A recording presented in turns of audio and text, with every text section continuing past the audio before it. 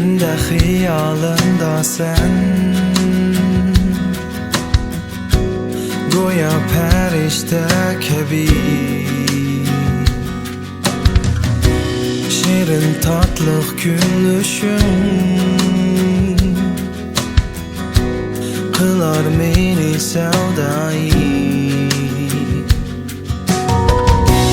Bolsam senin yanında, sevda bulup her günü. Fakat birla sen üçün küyleymen aşık köyümni.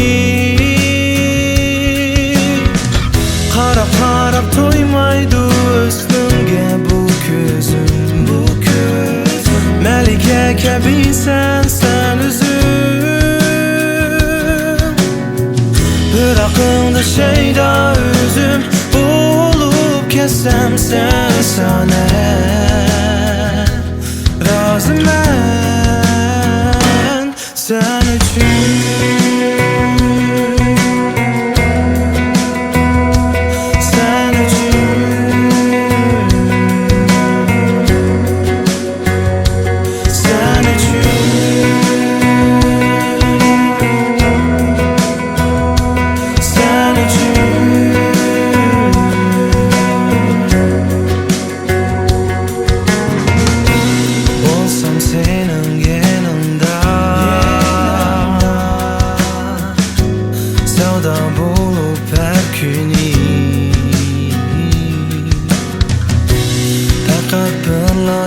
üçün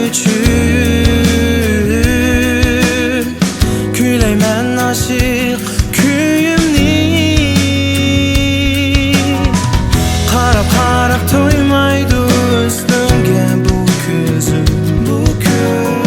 Melike kebi sen üzüm.